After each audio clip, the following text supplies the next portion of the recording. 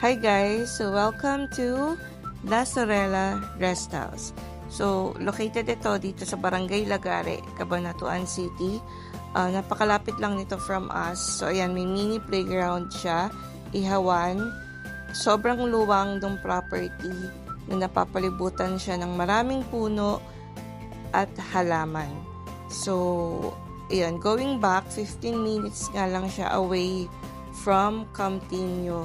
So, pwede kang dumaan sa Lourdes, pwede kang dumaan sa Baquero. So, isang buong compound siya. Yan, ang pool niya ay infinity pool with jacuzzi. May mini gazebo here and mango trees lined up over there. Sobrang ganda and worth it. So, ang rate niya for 10 packs, weekday rate is 12,000 pesos. Weekend rate naman is 14,000 pesos per night. So, 10 tao yon. If 15 naman na tao, ang weekday rate niya ay 15,000 pesos at ang weekend rate niya ay 17,000 pesos. So, ito guys, merong 3 bedrooms with 1 premium king-sized bed, 3 premium queen-size beds, and 3 premium single mattresses with complete sheets and pillows. So, itutour ko kayo ngayon sa mga rooms. So, this is room number 1. And that's my daughter, Amara. So, meron siyang closet na very aesthetic. Meron siyang queen-sized bed. And ayan nga, isang mattress. May upuan on the side. Very aesthetic din. Yan ang kanyang curtain, blackout curtain. And let's go naman sa CR. So, ang ganda ng design, no? Ito naman yung CR. CR nila ang mga the best dito sa room. Ang lalaki and ang gaganda. So, we have the aesthetic ladder over there. Ayan ang shower room. The best din ang shower area nila. Ang ganda dito guys. So may bidet and ayan.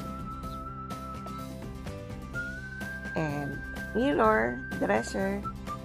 So ito yung room number 1. So bawat room ay may kanya-kanyang CR. So, hello there. So, today nga pala is April 18. So, overnight lang kami here para lang mabigyan ng bakasyon ng aming mga isip at ng aming mga helpers. So, taon-taon naman po yun ginagawa namin. So, last year, nasa Makatbong naman kami.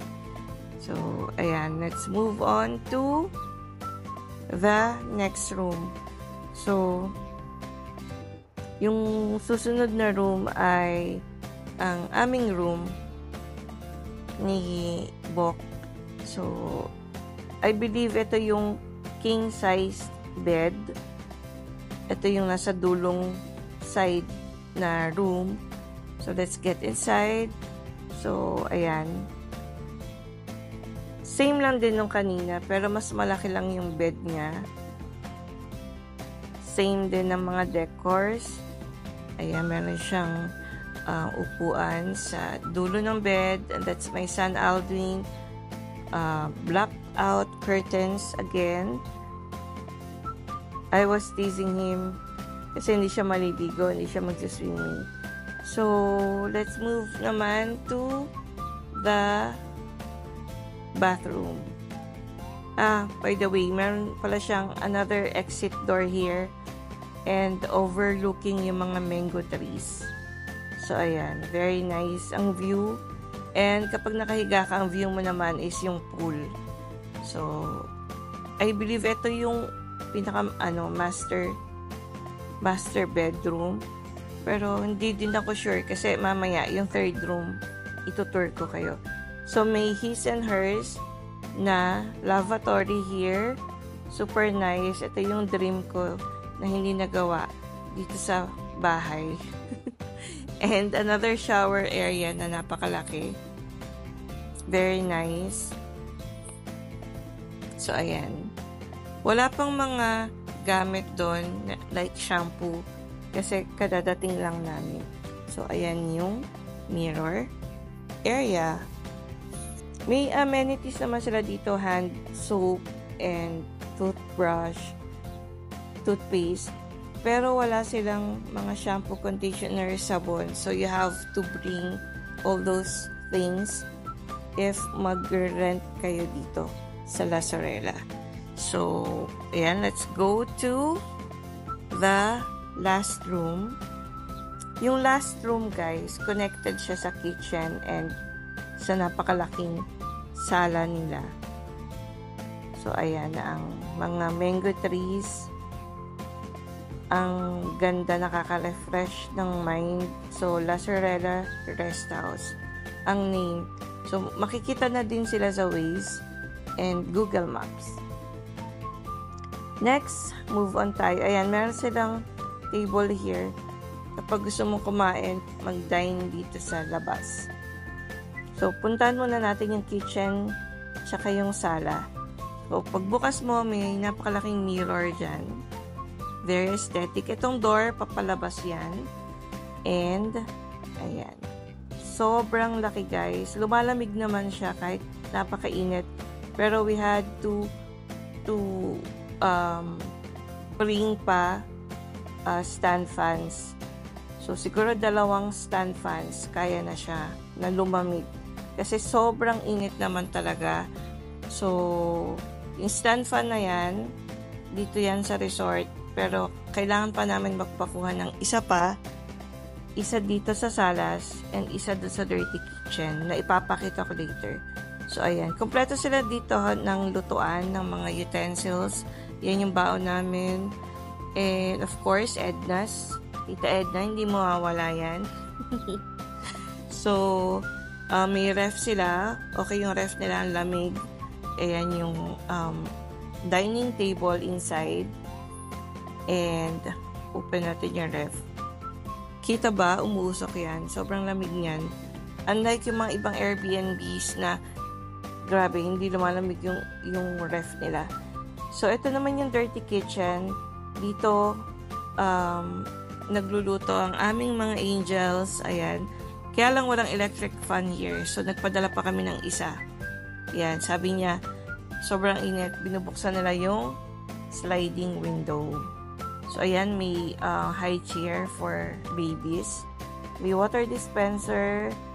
And, syempre, chika-chika muna with the angels.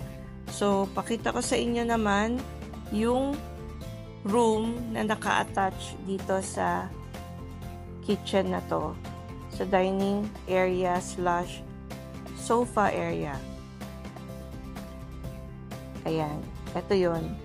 So, di ko lang po ito yung masters, pero ayan, kasi 2 queen size bed siya, and sobrang laki din ng room. Kapag nakabukas yung door ng CR, medyo hindi siya lumalamig, pero nung sinara na namin, malamig na, okay na siya.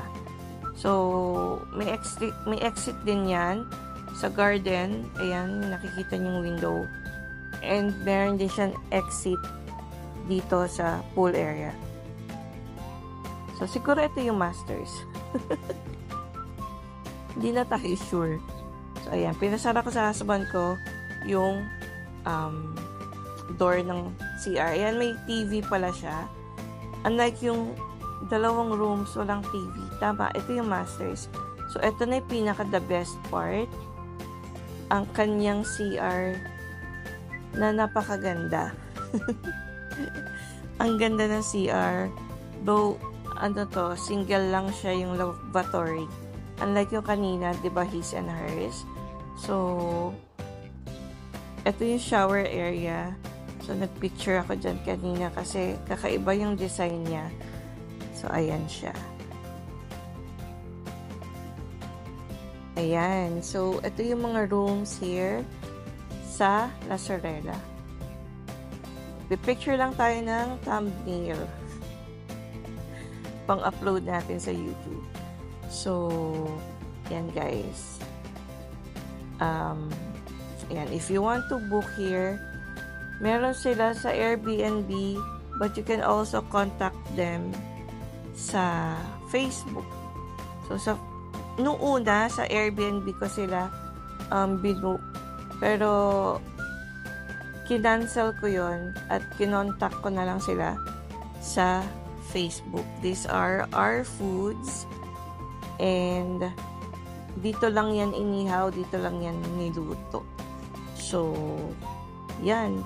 Hindi ko na nabilang ko ilang packs kami, pero more than 9 kami. And aking mga titas of Cabanatuan. So, at night time, ito yung view. May ilaw yung pool. And then, naka-on na yung jacuzzi. So, nagdala din kami ng mga board games and Jenga. Very nice ang aming overnight here. So, if you're planning also, just contact them sa Facebook or sa Airbnb. So, yun lang guys. Enjoy watching and thank you lagi for watching my videos. In my coffee, no rush, no race, just the afternoon light. In the simple joy, everything feels right. I find the magic soft and free. In these sweet moments, just being me.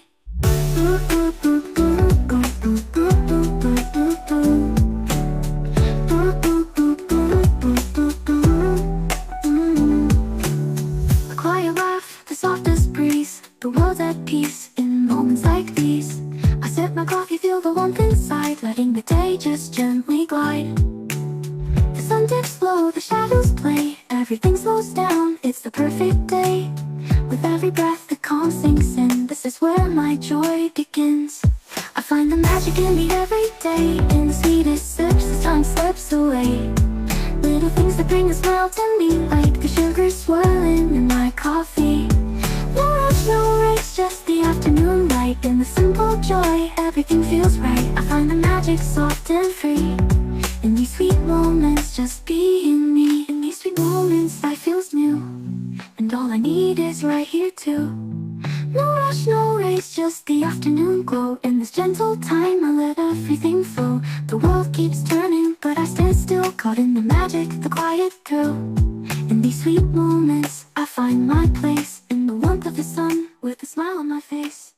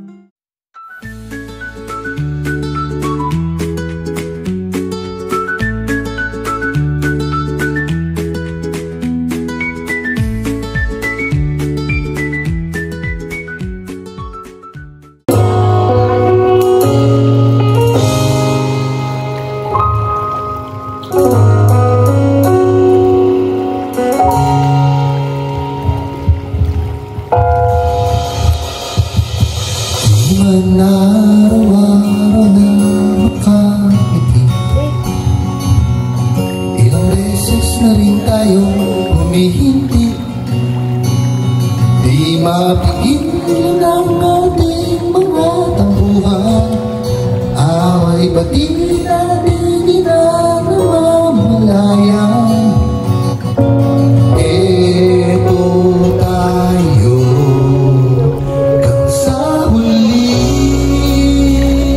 wala